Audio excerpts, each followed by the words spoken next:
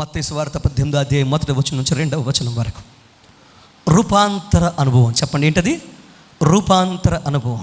మత్తయి సువార్త 18వ అధ్యాయం 1వ వచనం నుంచి 2వ వచనాల వరకు.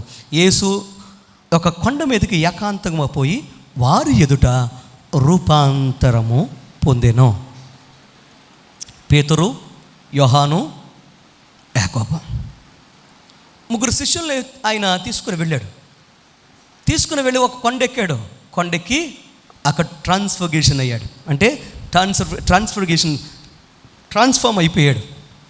అందుకోసమే ఈ యొక్క రూపాంతరం అనే మాటకు సమానార్థం ఇంగ్లీష్లో ట్రాన్స్ఫర్గర్డ్ లేదా ట్రాన్స్ఫర్మేషన్ అనే అద్భుతమైన పదాన్ని ఉపయోగిస్తారు. ఇజ్రాయెల్ దేశంలో యేసు ప్రభువు వారు ఎక్కడైతే ఆయన రూపాంతరము చెందాడో ఆ రూపాంతరం చెందిన ప్రదేశానికి ఆ కొండకు పేరేంటి తెలుసా? రూపాంతరపు కొండ అని వ్రాయబడి ఉంటుంది. మీకు అర్థమైందా? ఎందుకు ఈ మాట మీకు చెప్పానంటే, ప్రతి మనిషి జీవితంలో రూపాంతరము చెప్పాలి, చెందాలి. నాతో చెప్పండి అందరూ, ప్రతి మనిషి జీవితంలో రూపాంతరము చెందాలి. చెప్పండి, ఏం పొందాలి?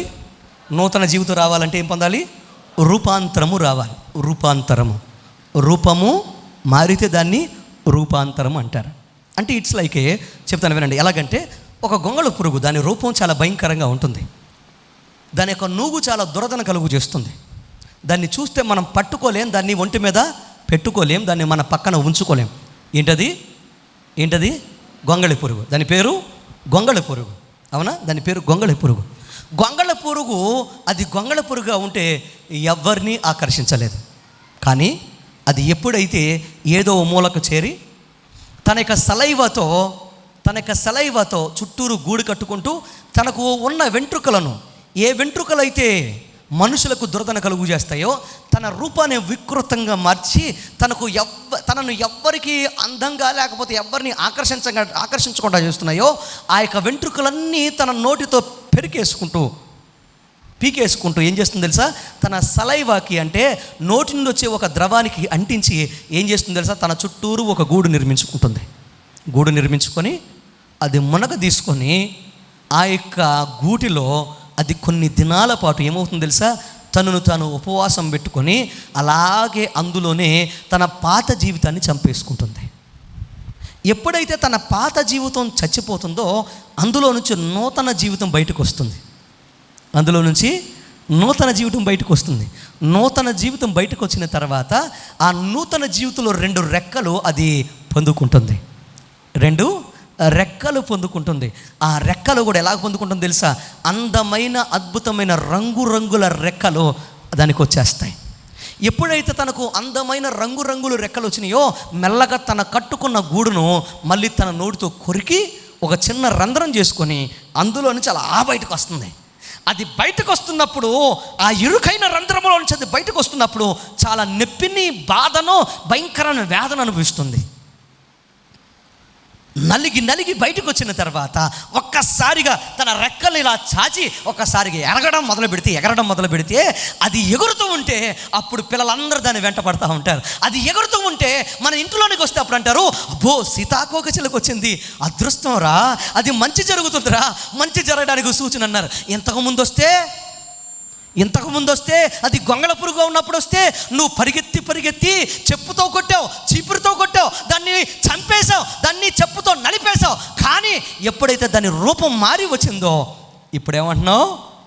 అదృష్టం, మంచి శుభసూచకం అని అన్నావు. నా ప్రియ తమ్ముడు, ప్రియ సహోదరుడా, నువ్వు పాత జీవితంలో ఉంటే అందరు నిన్ను అసహించుకుంటారు. నీ పాత బ్రతుకైతే అందరు నిన్ను కాదంటారు. నిన్ను ప్రాతపతికైతే ఎవరు నీకు విలువెవరో. కానీ నీ బ్రతుకు మారిందా, నీ మనసు మారిందా, నువ్వు రూపాంతరము చెందావా? ఇప్పుడు నిన్ను ఏం చేస్తారు తెలుసా? నిన్ను ఇంట్లోకి చేర్చుకోవడానికి ఇష్టపడతారు. నువ్వు వస్తేనే అదృష్టం అంటారు, నీతోనే ఉంటానంటారు. నిన్ను చూసి అందరూ గౌరవిస్తారు. నీ బ్రతుకు మారిపోయి అందరిలో గణపరచబడతావు. చప్పట్లు కూడా దేవుని నామాన్ని గణపరచు. నిర్గమకాండం 34వ అధ్యాయం 35వ వచనం చదవవసరం లేదు. మోషే కొండ మీదకి వెక్కిన తర్వాత ఏమయ్యాడు? రూపాంతర అనుభవాన్ని చూశాడు. స్టెఫనో జాగ్రత్తగా వినండి. స్టెఫను రాళ్లతో కొట్టబడుతూ ఉన్నప్పుడు రూపాంతరము చెంది ఏమన్నాడు తెలుసా? అదిగో ఆకాశము తెరవబడింది, అదిగో దేవుడు నా కోసం ఆయన అద్భుతమైన దూతలతో ఎదురు చూస్తూ ఉన్నాడు, నేను దేవుడిని చూస్తున్నాను అని రూపాంతరము చెందాడు. దేవునికి స్తోత్రం చెప్పండి. హల్లెలూయా.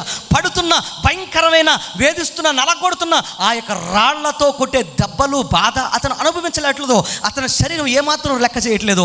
కానీ తన ఆత్మ మాత్రం ఎవరిని చూస్తుంది?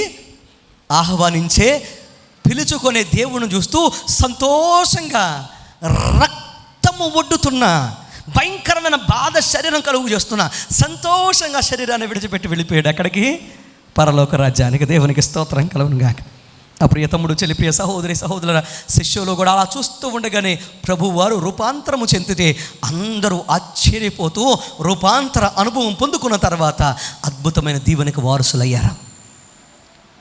రూపము మారితేనే ఆశీర్వాదం. చెప్పండి నాతో కలిసి, రూపము మారితేనే ఆశీర్వాదం, రూపము మారితేనే దీవెన, రూపము మారితేనే నీ జీవితంలో విలువ, రూపము మారితేనే మన జీవితంలో పరలోక రాజ్య ప్రవేశము. రూపము మారితేనే మన జీవితంలో పరలోక రాజ్య ప్రవేశము. ట్రాన్స్ఫర్మేషన్ అనేది మన జీవితంలో చాలా ముఖ్యమైన విషయం. ట్రాన్స్ఫర్మేషన్ లేకపోతే మన జీవితంలో ప్రభువును మనం చూడలేం, ప్రభు ఆత్మను మనం పొందుకోలేం.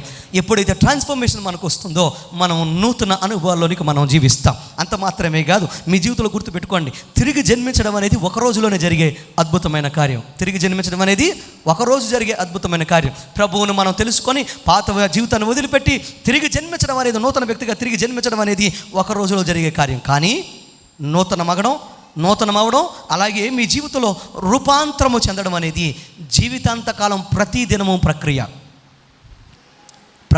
ఒక ప్రక్రియ. పాతవైపోతున్నప్పుడల్లా మనం ఏమవ్వాలి? రూపాంతరం చెందుతూ ఉండాలి. మన యొక్క జీవితం రూపాంతరం చెందుతూ ఉండాలి. మన మనసు మారిపోతూ ఉండాలి. మన మనసు దేవుని వైపు చూస్తూ ఉండాలి. పాతవి అయ్యింది అనే లోపలనే మళ్ళీ కొత్త ఆత్మను, కొత్త అనుభవాలను పొందుకుంటూ రూపాంతరము చెందుతూ ప్రభు వైపు అడుగులు వేయాలి. దేవునికి స్తోత్రం చెప్పండి. హల్లెలూయా. సో మీ జీవితంలో మరి ఎంతమంది ఈ రోజున నూతన ఆశీర్వాదం పొందుకోవాలని ఆశపడుతున్నారు? నూతన అభిషేకాన్ని పొందుకోవాలని ఆశపడుతున్నారు? నూతన జీవితాన్ని పొందుకోవాలని ఆశపడుతున్నారు?